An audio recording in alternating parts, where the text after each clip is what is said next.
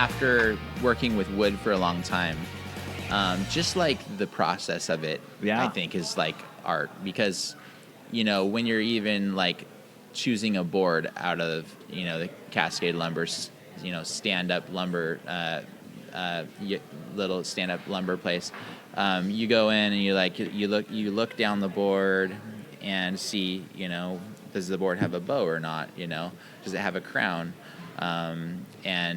So like from looking down the lumber and feeling that board, it has like a feel to it, like almost like a soul. It doesn't have a soul, but it's like it's talking to you.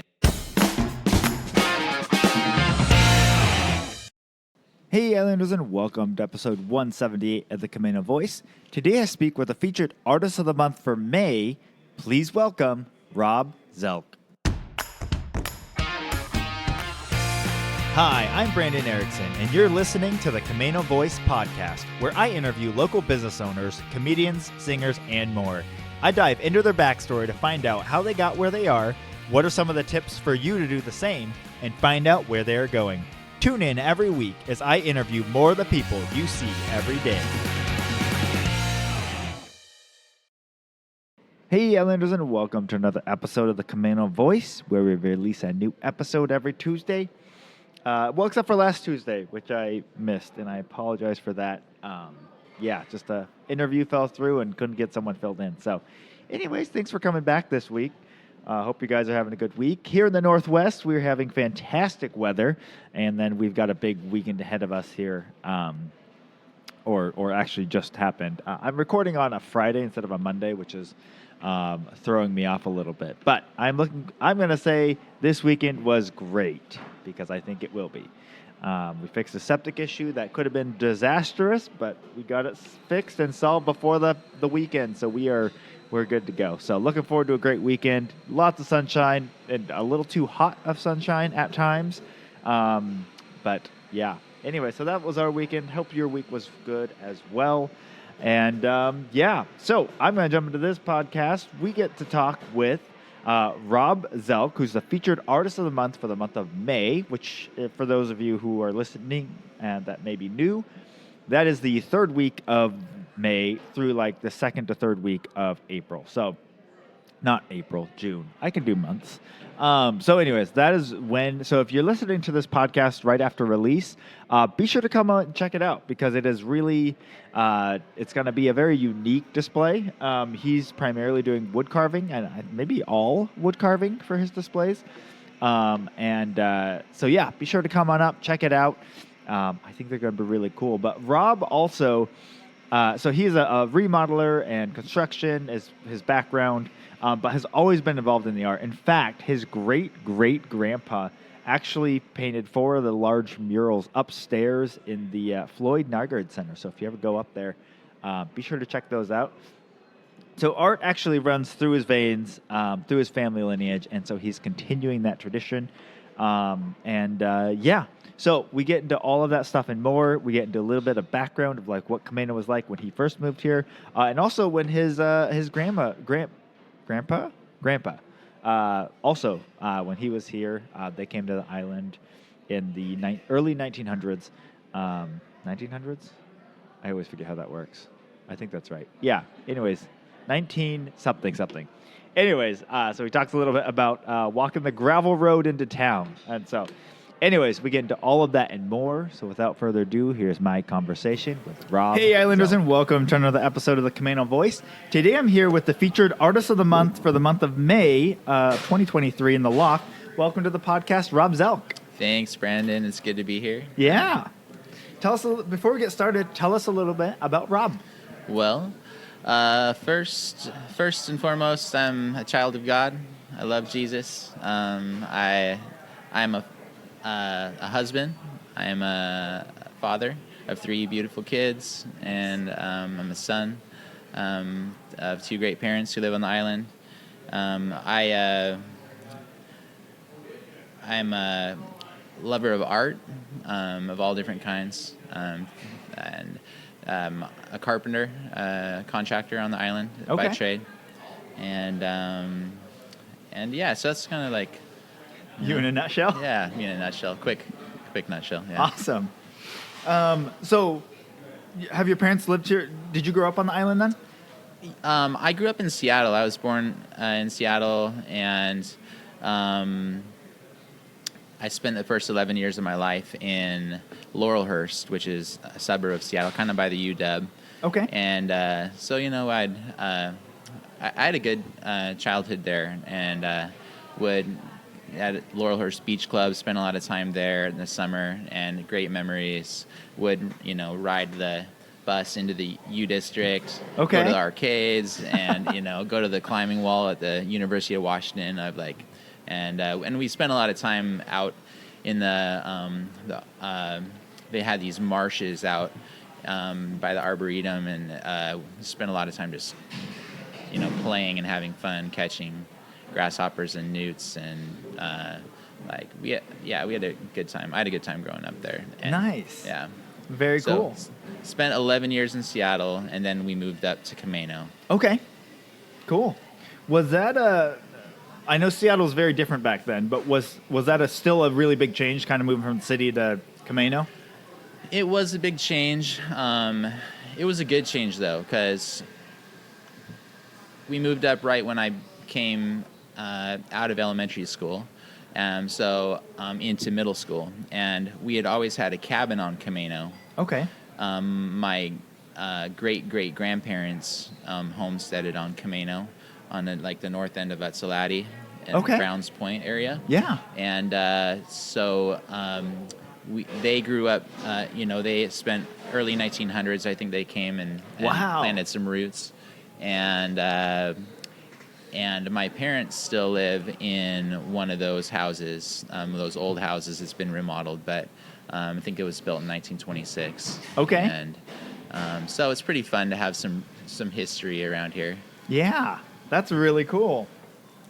Do you have any stories, or just kind of what it was like back when they first moved here? Well, so when my grandpa first moved up here when he was little, he was from Texas originally, and but he got adopted by the Zelk family, and Okay. He moved up to this area, and when he was young, he told me stories about walking into the first gas station around the area, which was in Stanwood. Okay. And he would walk from North Camino to Stanwood on the gravel road to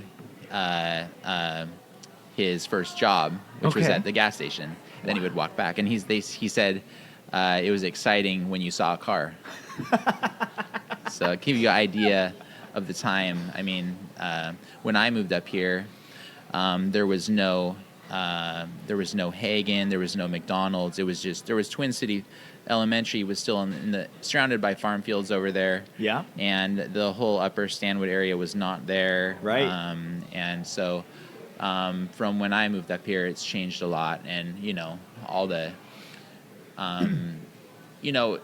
as you grow and you change with the change that's happening, you don't really realize it. It's like a frog being boiled in water, Yeah. And but looking back, a lot of the trees that were around are gone. A lot more people, a lot busier, and it's good and bad at the same time. But, yeah, absolutely. Yeah, no, I've interviewed a few different old timers from the island, and they're like everyone discovered the island, and now it's crazy busy and crowded. And yeah, we used to go down to English Boom, and we called it Bullet Beach because that's where people went to shoot, and we'd find bullet shells all over. I thought it was, really fun, cool thing to do. And so, and now it's too bad too, because a lot of the places I used to fish, you can't fish anymore because it's, private property. Okay. Like on the shore. Yeah. And people are more vigilant about who's on their beach and not, I get. Right. So. yeah, no, and with a lot of that, it's because we have so many more people. You let one person through, and then they go tell their friend, oh, I found this great beach, you can go here, and then then they've got like a picnic in front of their house. And they're like, what is going on? Yeah. We need like a original Camino passport card. And if you have that, you can go to the beaches, and you just show the owner. It's a great idea. Yeah, I was here before you. No, so I can understand that, that point of view. If it was my beach, would I want everybody running up and down it?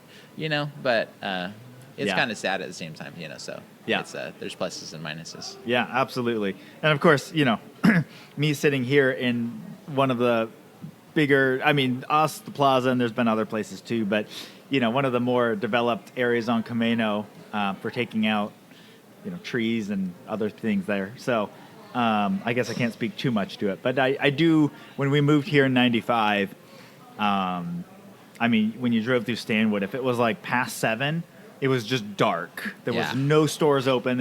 Everything was lights out. Yeah. And so I moved up in 96. So it was the same kind of feel. Time. Yeah. And it's been a good place though to grow up. The change from the city to the country was big. In the city, I remember, sirens at night a lot, and the noises of the city.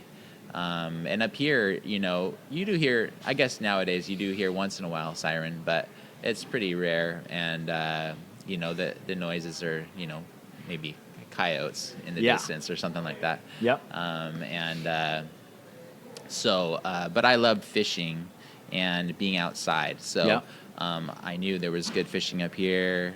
And so I enjoyed it. Yeah, absolutely. Yeah, I do remember one of the houses we had a decent amount of property. And so I would, in the mornings, sometimes I would go out and, if I was going to do like a Bible study or prayer time or just sit outside, I could just go find a rock and just sit there. And then you could just be still and like you wouldn't hear anything. Yeah. It was so nice. Yeah. Yeah. So, and I always thought like, oh man, like how will I ever get used to like living in a city or anything like that? Yeah. And I've never lived in like a large city. The biggest one is probably the one I live now in Mount Vernon, and we kind of live in a neighborhood. So you hear lawnmowers and stuff like that, but it's not like you're in the city. Yeah, and you get used to it. It's like, it's like hopping into an old car, because you're and you drive that old car for a couple weeks, and then that's your car. It's like you're used to it. It's the feel that you're used to that feeling. Yeah. And then so you don't know what you're missing when Yeah. No, but old cars are good. I like old cars, and and they just get where you need to go. So, but you get used to it. Like living in the city, it's harder. Thinking about it, I think a little bit of my soul dies when I think about living in the city. But that's just me. Some people love it. Yeah. So, and we need cities because that keeps most of those people in the cities, and that's good. No, I love people from the city, but because I'm from the city, really. But I'm glad everybody doesn't enjoy, being out more rural, because then we'd have everybody everywhere. So yeah.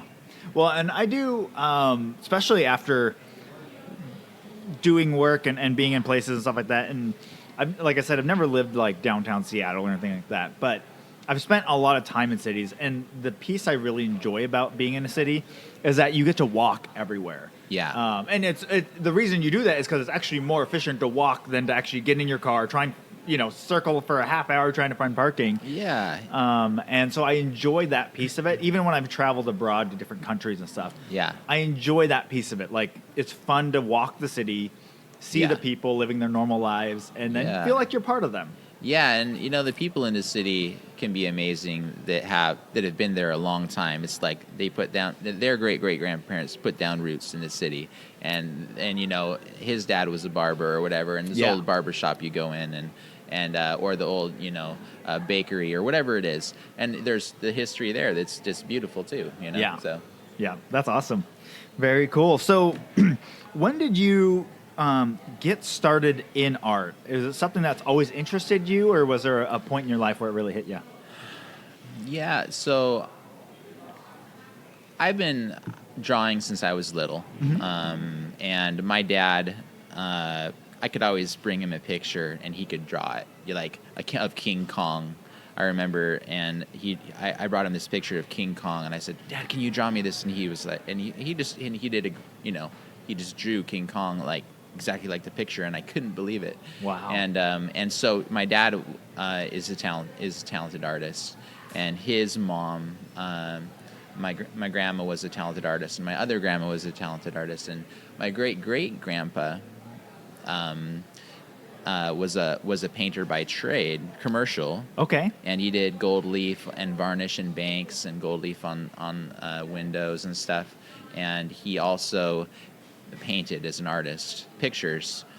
And he was part of the Odd Fellows in Stanwood. Okay. And so if you go into the Floyd Nygaard Center, in the upstairs, he did the 4 big murals on the walls upstairs in the building, and there's one painting as well. And so he was part of the Sons of Norway also, and so he did all the stencil work in the Sons of Norway, and in the downstairs of the Floyd Center, in the upper part of the corner of the ceiling, there's all the stencil work. Very cool. And we have a bunch of his paintings too. So I started fooling around with just drawing. And I liked to do also pen and ink, so kind of like dipping a quill into ink and just drawing on paper. But you can buy the metal quills, whatever you call them, from the store. And I used to like to make pictures with those, and that's how I kind of started. And when I was little, I didn't really carve or anything like that. I was. I carved like wood as like spears and stuff. Yes, exactly. That's what I did. Yeah. So that was about the extent of that. But so as I grew, I knew of the artists in my family, and I think I got inspiration from that. Just naturally, and kind of wanted to kind of do the same kind of thing. Yeah. That's awesome. Very cool. So then, as you were getting older and stuff, was it something? You mentioned that you do construction and you've gotten involved in that. When did that kind of come about? Was that as you were getting out of high school? So I finished high school and I went to Eastern Washington University in Cheney, and I would do jobs during the summer, construction jobs. Okay. Like my first one was drywall. Yeah, and that was a hard job. Like crazy respect for drywallers. And so drywall during the summer, and then I'd come back, go to school, and then when I got done with college, I studied political science. Okay. And so I have a bachelor's in political science from Eastern. And that's not really what I wanted to do. That's just kind of like I had enough credits to fulfill that requirement, and that was like the one I could get a degree in like the quickest. So yeah. It wasn't like I planned on that. But after college, I came back and I needed money, and I started working for a fellow named Kip Guzet, who was a contractor on Camino, and I worked for him for about a year and a half, 2 years, and he retired. And then I kind of started my own business. Okay. With a friend, and we just started, doing some construction, and we at first we didn't really. I knew a little bit, and but I had a lot to learn, and so, but that's how I got started. Okay.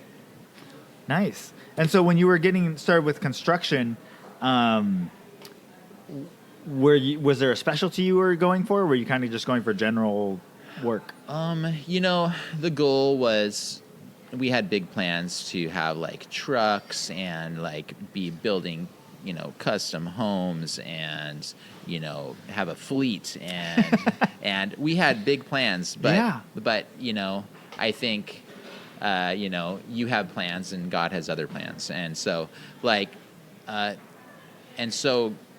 it seemed like we just couldn't get out of the remodel. Because that's what I knew how to do. Yeah. And that's what we just kept doing. And then even when I had a chance to be a builder for a project, I went into the bank to get approved as a builder, and the bank's like, you can't be a builder on a project because you've never built a whole house before. And I was like, well, how am I supposed to build a whole house if you won't let me? So it's like it's a silly thing, and that was in 2007 and 8. Oh my so word! Yeah. So it was kind of like the worst time to be trying to be a builder, Right. And so we did a lot of remodel work, and all phases of remodel, from like major structural work to siding and windows and doors and a lot of that, and then I've done a lot of remodel work, mostly remodel work, and some new construction too. But. Okay, nice. So did you end up figuring out a way to get the loan for the house, for the building? So I on that house, no, I wasn't. So, okay. Yeah. So, but I was a part of that project. But I did the framing, but I wasn't able to be the builder. So right. To this day, so I still haven't worked with a bank to be a builder on the building project, and which is fine. And so it's kind of like, that was this is my 16th year in business, so it's like. It's just kind of a groove that I fell into. It's like, and I've worked, on new construction projects that I've managed. That ground up, that since then, but it's been for like people with the money to do it, not having to get a loan. So right. So it's been good, and as I get older, I realize that. That dream of having a fleet, and that's not really what I want. And so I'm happy with where I am now, and because I can do big projects, and I have a lot of good subcontractors that help. I have friends that are contractors that would team up with me to do bigger projects. Yeah. And so and I've been a part of. I've been a part of, building stuff at the coffee roasters too, and that's been super fun. Yeah. A good learning experience. And so all these experiences have brought me to a place where I can build a custom home if someone wants, and I would. And maybe it'll happen, and maybe it won't happen, and that's fine too. Yeah. Because as I get older, it's harder for me to, my body slowly breaking, and so I'm trying to put one foot in the art world slowly, and as time goes on, maybe a little bit more and more and more, but I enjoy building. I do. Yeah. It's another way to be creative. And it's fun to find the clients that let you be creative in the building process. So yeah. Well, and that reminds me of the torch burned. You did some of the wall, but you also did the table, right? So we had a collaborative workspace, and you did a lot of the work there. Oh yeah. So in Huddle. Yes. Yeah. So I did the remodel of that building, and so we did. I think the Japanese word is yakisugi. Okay. Americans call it shusugiban, and that's the burning of cedar and treating it with oil, and so we cladded the walls with that, and that was a fun project. Like Henry came in and did the spray paint art on the wall, which was super fun. I'd never seen that before, so that was like inspiring, and I was like, wow. And so that was super fun to be a part of that. And that was one of the highlight projects that I've done. So nice. I like that project. Yeah, that was very cool. So then, as you were doing construction and stuff like that, when did you have you always continued in art, or was there a point where you started being able to kind of step one foot back into it? So in college, I did watercolor paintings, and that's just like what I had. I had some watercolors, and so I was like, how am I going to use these? And I don't think I used them right, because I would use really bright colors and like really vibrant colors. So I would put it on super thick, and that's just what I like to do. And so I painted watercolors in college a lot, and then as I got out of college, I never really thought of myself like I want to be an artist really, but I liked to do it, and so I, as I did construction, I kind of lost. A lot of the construction is very mundane. Yeah, it's very. I want hardy bevel siding. I want the same old thing, and people want what everybody else has, and so it gets boring. And so when you can find somebody who wants something different and unique, and where you can, I like a rustic building. I like rustic. I appreciate modern design though. Yeah. And so I can appreciate everything, but I really like doing more rustic work. And so it's fun when you can find clients that allow you to be creative and do concrete countertops or do like sometimes I make fish tiles and put them in showers. Okay. So that sort of thing is really fun. Or just like doing a unique, timber type construction or concrete is interesting to work with. It can have lots of different forms. Yeah. And colors and textures and so as I did that more and more construction work, I did do a little carving, and before we started having kids. Okay. But like I started a carving, and I think it took me like a year to finish. Like it was Okay. a carving I did out of some reclaimed redwood deck boards, and I made a canvas of them, and I carved a couple of fish into them, and it took a really long time. And I was using hand chisels. Okay. And I was like, there's got to be a better way. And so it was like taking forever. So I bought a tool. I think my dad got it for me for Christmas, and it was a wood shaping tool, and it just made it way easier and better. Yeah. And so that was really fun. But I didn't. Like after that, I didn't do a lot because we had, when you have kids, the focus changes, and you're being a father, and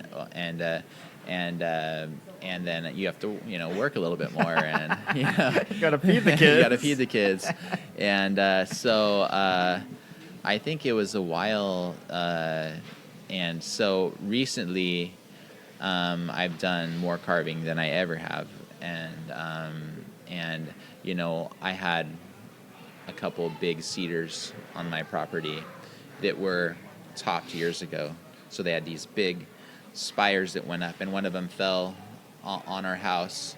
Oh my word. And so I figured those got to come down. So we cut those down, and I had those milled up into different kinds of lumber.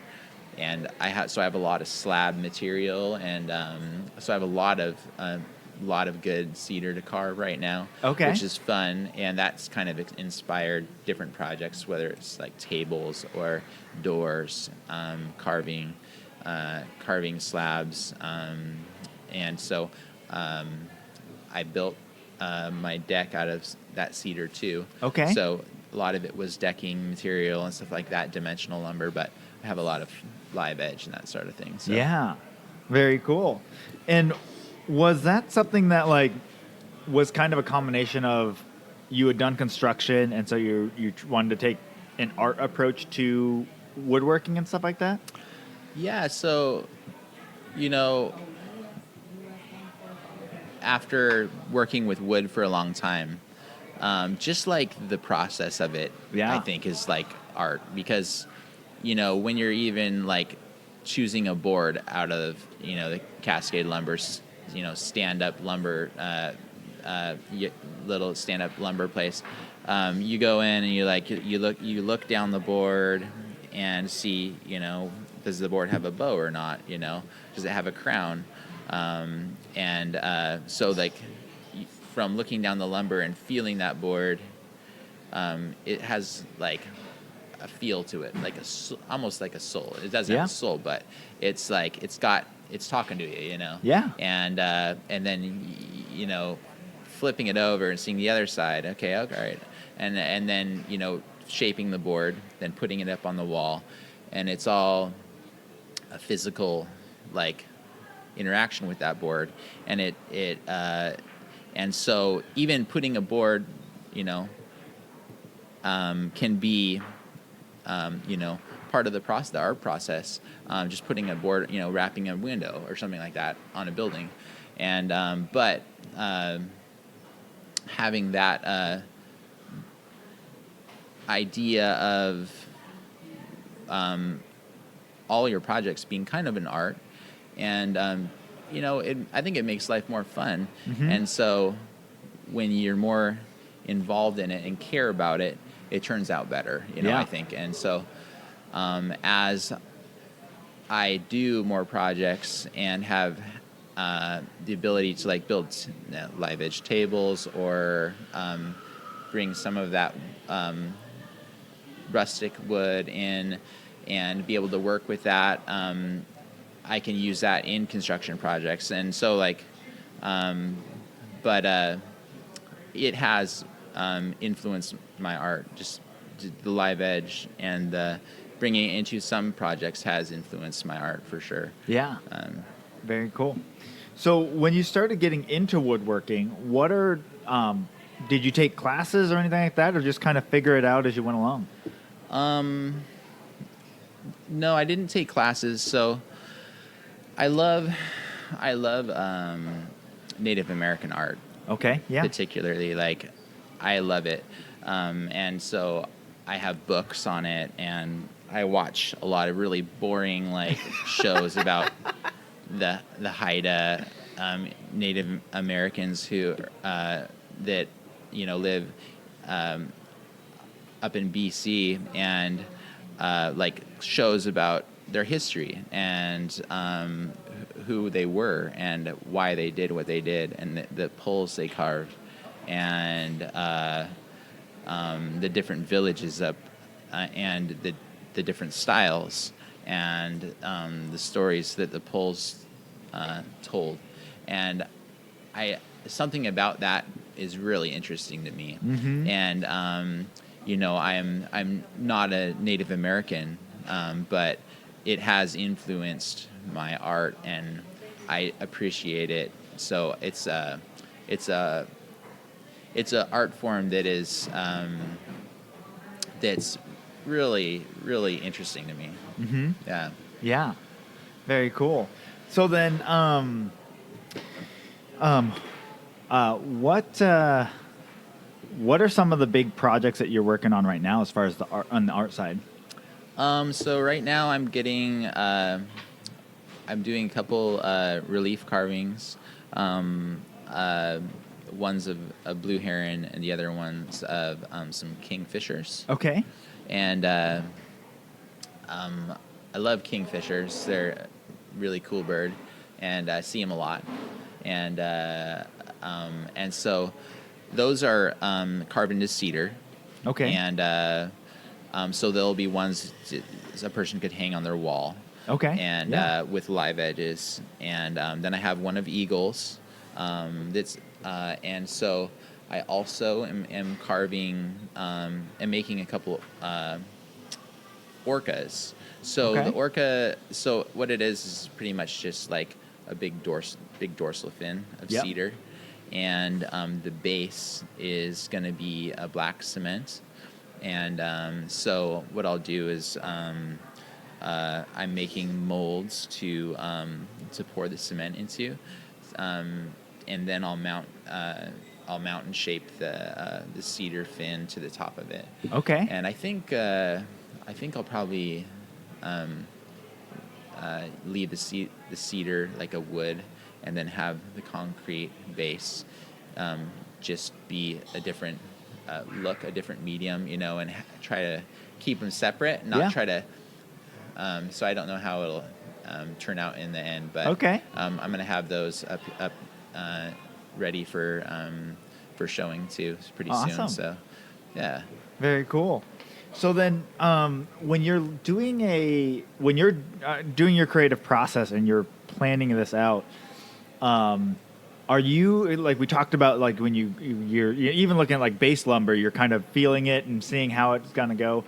When you're looking at your pieces and slabs and stuff that you have, when you pull it out, when you're looking at it, do you usually, like, upon looking at it, kind of have an idea of like, okay, this, I feel like I really want to do this with this piece?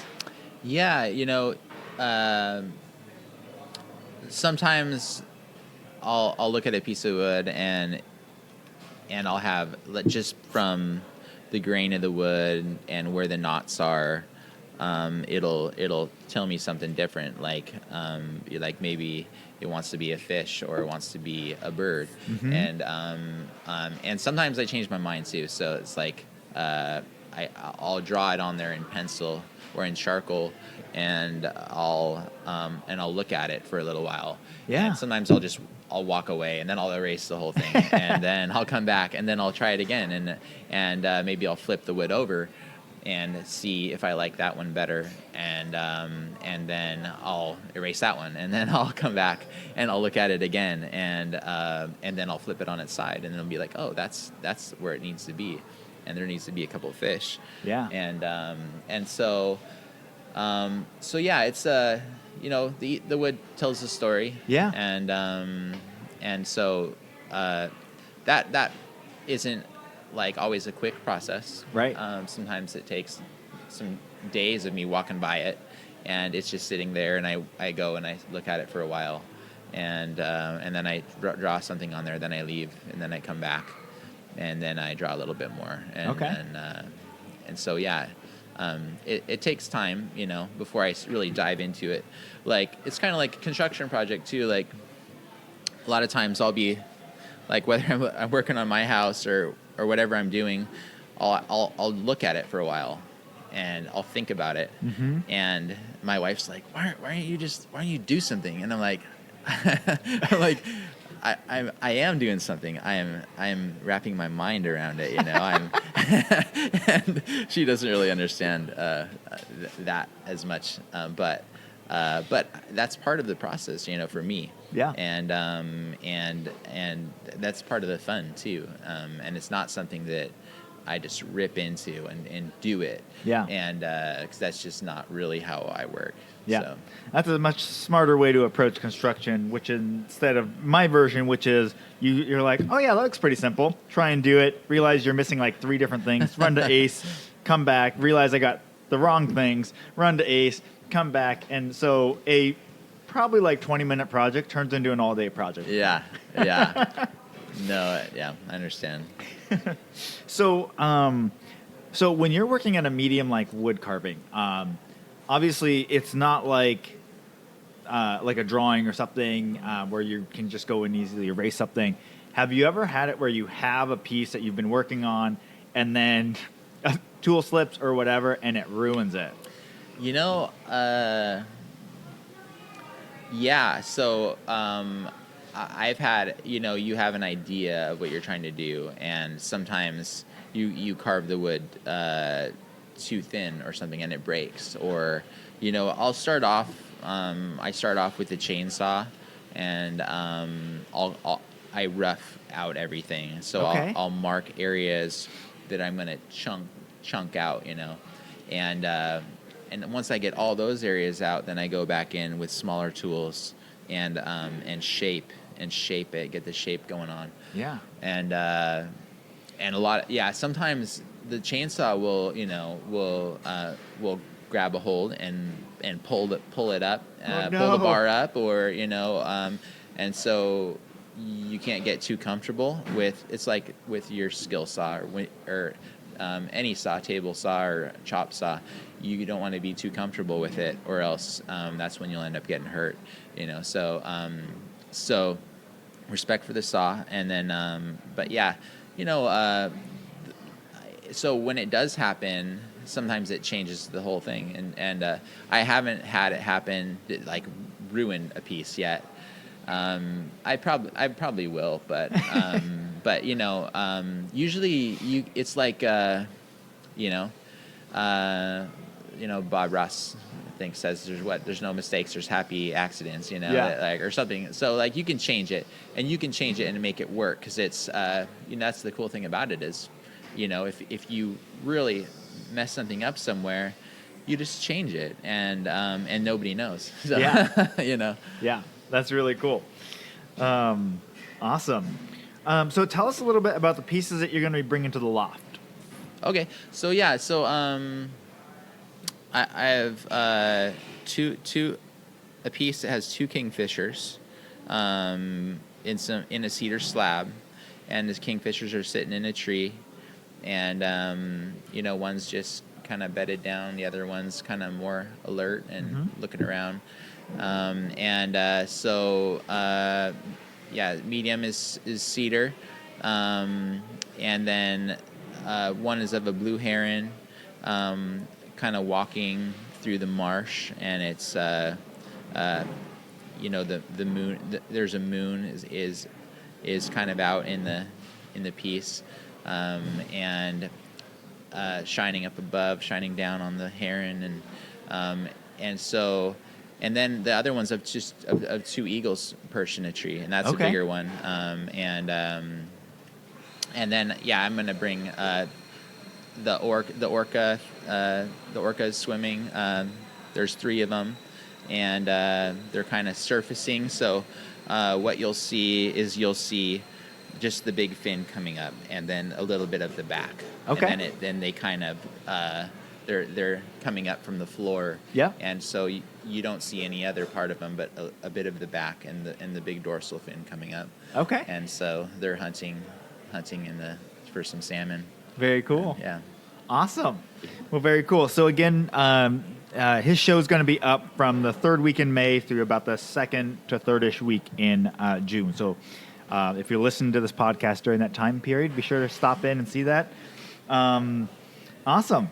Well, I like to end every podcast with some rapid-fire questions. All right. So the first one is, what purchase of $100 or less have you enjoyed the most in the last 3 months? I was thinking about this. I think, honestly, it's a bag of some medium roast Papua New Guinea from your coffee shop. I didn't pay him for this. I didn't pay him for this, but I couldn't think. I haven't bought a lot of stuff in the last 3 months. I was like, what do I enjoy most? I enjoy a nice cup of coffee in the morning. It is nice. All right. Who is the most influential person outside of your family in your life? I think the most influential person in my life, besides my family, has probably been Chuck Missler. Chuck Missler is has a ministry in Post Falls, Idaho, called Koinonia House, and Chuck, the Lord used Chuck to speak into my life, and I would go when I didn't know the Lord. I would go from Cheney in my college town, drive over to Post Falls, Idaho, which was 40 minutes away, and I'd listen to him preach over there. And he's got videos online, sermons, just like more than you could ever take in, and super interesting guy, very scientific in the way he thinks and his background, and he just the Lord just used him in my life as just someone who I couldn't get enough of listening to the way he preached, and I've spent many hours listening to Chuck. So nice. Yeah. Very cool. All right, this is a fill in the blank question. I know this is weird, but I've always wanted to blank. I've always wanted to go to Chile. Okay. Yeah, I want to go to Chile and fly fish. I love to fly fish. Oh, nice. And Chile, I've heard it's a lot like here, and so the temperature differences, it depends on where you go in Chile because it's really it's very long. really long. So up in the north it's warm, but down in the more southern part of it, it's a lot like here. So I've always had a dream of like, oh, I'm going to go to Chile, someday maybe. Yeah. But it's probably going to be like, one of those places that you think you always want to go to, and then like you get there and it's different than what you thought it was going to be because you don't know what it's like. Right. So hopefully I'm not disappointed. That sounds cool, though. That'd be a fun trip. All right. Who's an interesting or fascinating person that I should interview next? I think you should interview. Let me think about this. It's a hard question. That's all right. You can also send me answers later. No. Let's see. I think you should.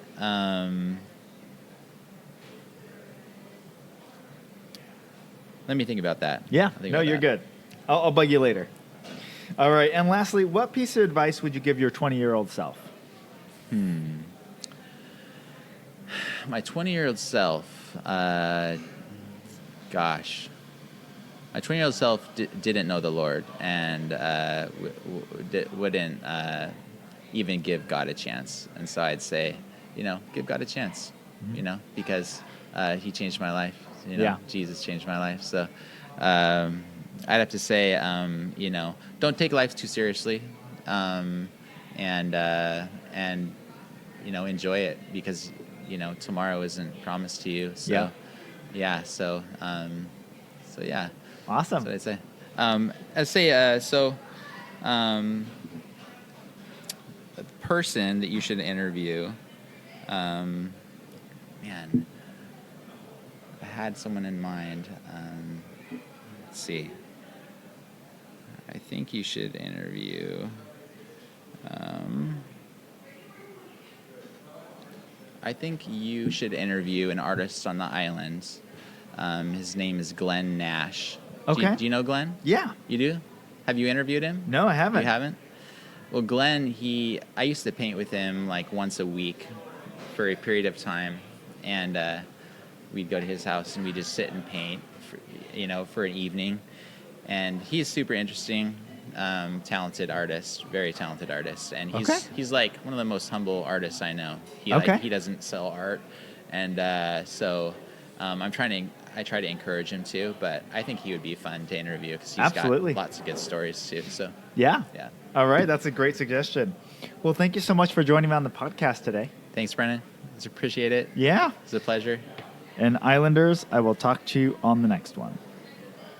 Well, a big thank you to Rob Zelk for joining me on the podcast today, and thank you for listening. If you haven't already, be sure to rate, review, and subscribe to our podcast on your favorite podcast platform. It really does help us be found by other Islanders like yourself. And thank you again for listening to the greatest little podcast focused on tomato in the Northwest. And we will see you guys on the next one.